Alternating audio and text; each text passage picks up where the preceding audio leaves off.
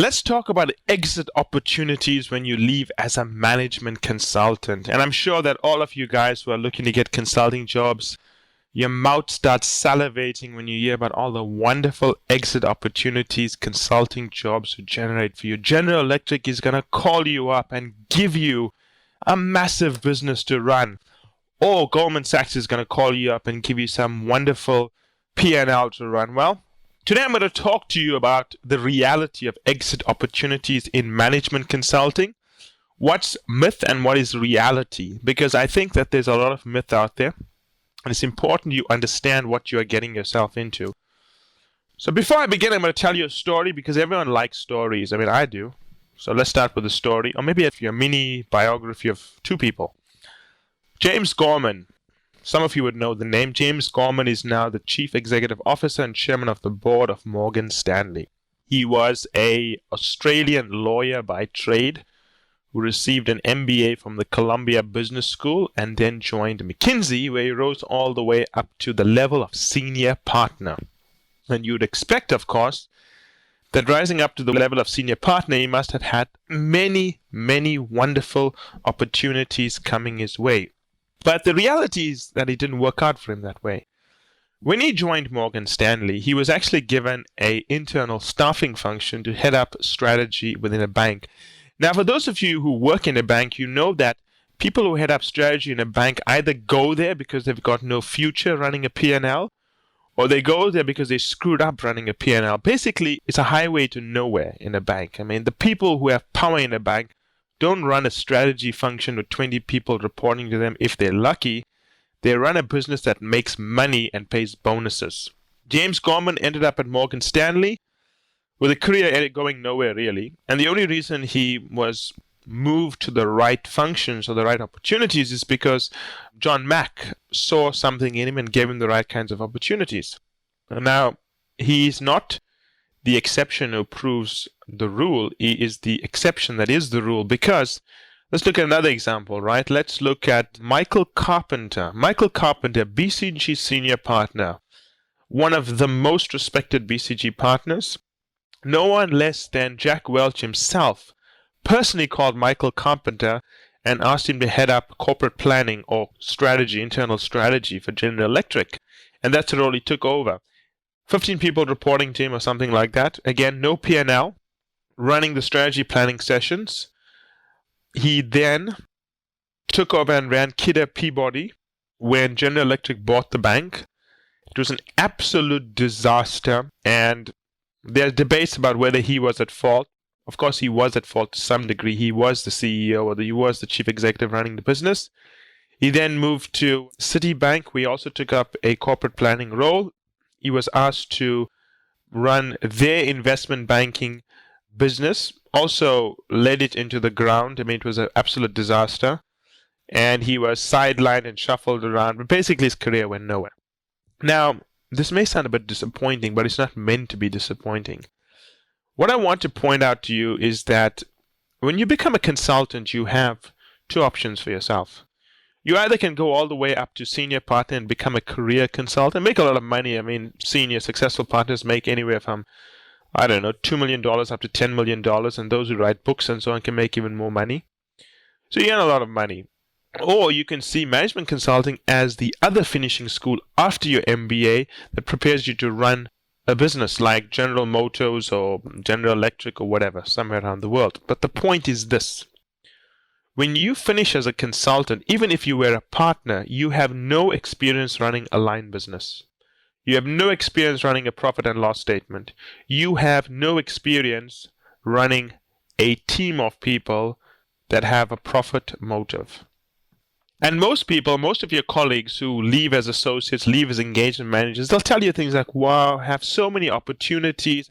The reality is that once you leave a consulting firm, you are most likely going to get a job as a strategy person at a bank or a corporate function.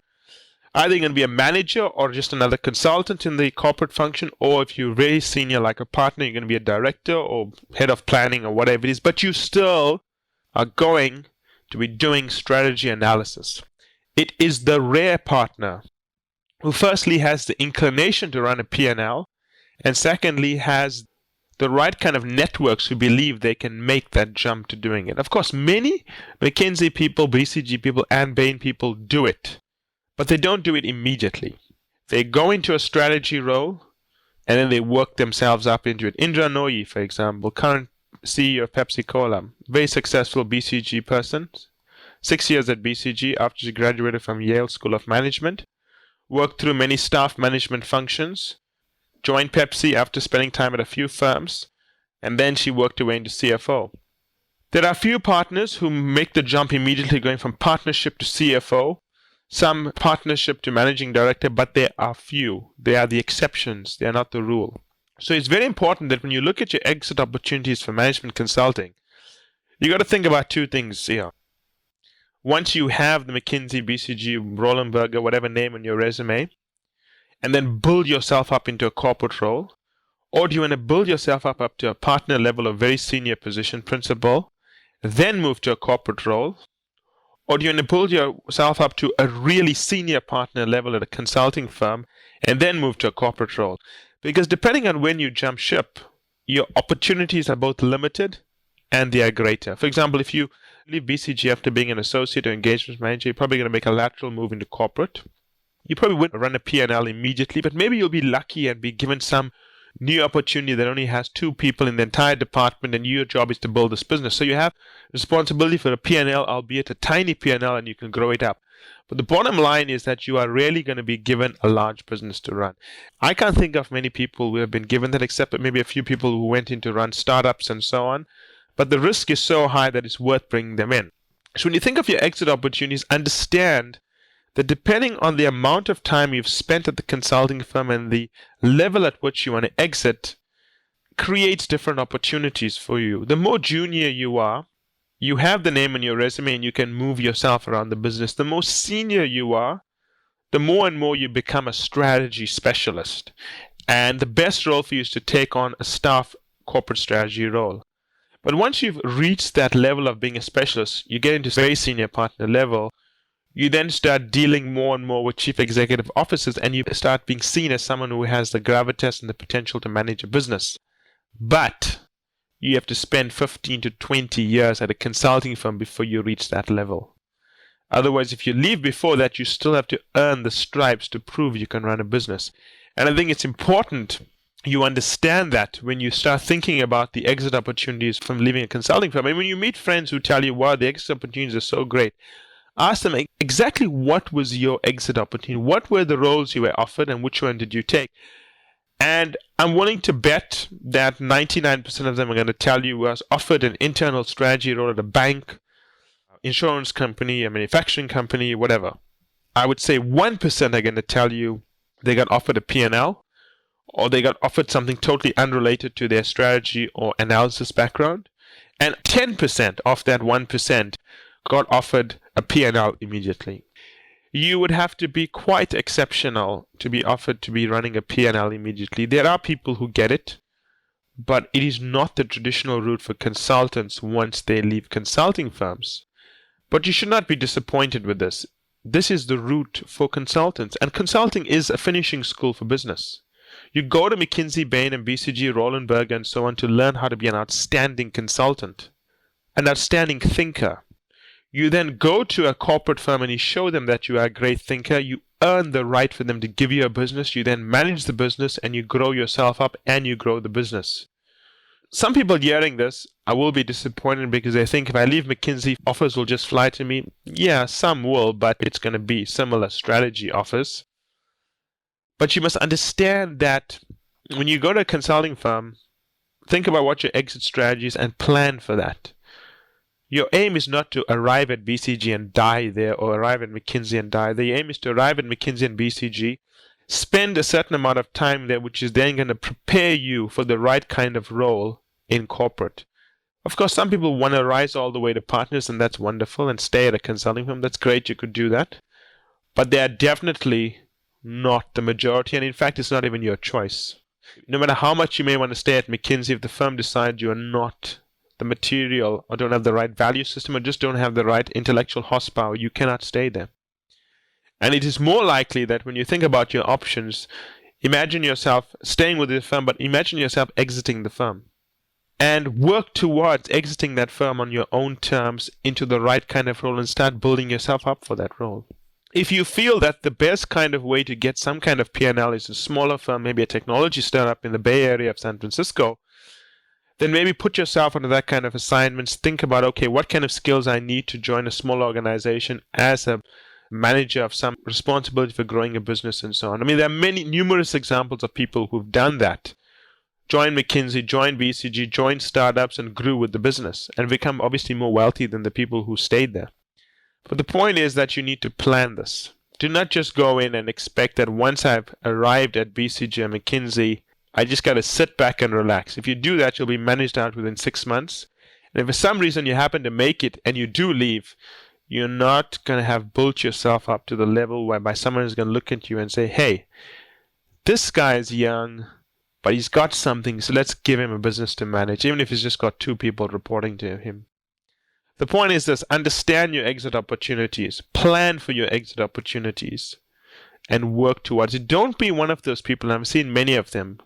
They'll join a firm and then they leave after 2 years, 3 years, and they're disappointed because the kind of offers and opportunities they expected to get after leaving McKinsey and BCG is not what they had planned. And sure, they go on to great things, but they could have gone on to greater things. They could have been the CEO of Pepsi-Cola. Your planning must be deliberate. Your expectations must be real, because only with real expectations can you know the amount of real work that you need to do. Only with real expectations can you know where you're likely to reach a pothole. And only by knowing where you're about to reach a pothole in your career can you plan for that. There is no perfect time to leave a consulting firm. Leave as an associate, leave as an engagement manager, leave as a principal, hell, leave as a partner. The point is, understand what you are setting yourself up for if you stay there longer, if you exit earlier. Understand what consulting will give you that is going to help you in a corporate career. Do not go in saying, well, a lot of people who join McKinsey are CEOs. Yes, a lot of people who join McKinsey are also not CEOs. In fact, the vast majority are not CEOs. In fact, a lot of more people were trained as CEOs at General Electric and Procter & Gamble than at McKinsey. So you got to be very careful about what you want from a consulting firm and what is your plan for life. And you got to plan this early, because if you don't plan it early, you'll be 35, 40 before you know it, and your career has not gone anywhere because you haven't actually mapped out a career for yourself. And of course, the kind of consulting firm you join plays a big role in your exit opportunities. I mean, if you work for a boutique, you will have to spend the rest of your life explaining to people who you worked for. Even if you were the best consultant, you'll have to work even harder to prove how good you are. And that is why going to McKinsey, Bain, and BCG is so important. You don't have to explain who you worked for. And that is the ultimate value of working for these firms. And that is worth its weight in gold, believe me. You could have been the best consultant at brand XYZ consulting firm in France, but if people in the United States don't know the firm, and you decide to settle in the US, you'll have to spend the rest of your life explaining that to them. That alone is worth the value of going to a consulting firm. But as you get older, and as you realize there's more to life than being a consultant, as you realize that the whole of corporate stardom awaits you, you just need to get in there, it becomes a lot more difficult to make that transition. And it's only a transition that can be done deliberately. You cannot just join McKinsey and think you're going to be spewed out at the end as a corporate superstar. You'll be spewed out. That's what will happen. You have to position yourself for success. And I want you to do this after this call. You speak to people, ex-McKinsey, ex-BCG, Rollenberger people. Ask them, what were the exit opportunities? If they're vague and say they had great opportunities, ask them exactly who offered you a role and what was the role. And I'm going to be pretty sure that what I said turns out to be true. It's not bad. They have the skills. They now just have to apply it in corporate before they can go ahead. If you have any questions about career planning and so on, please feel free to ask me, and I'll be happy to respond in a follow-up podcast.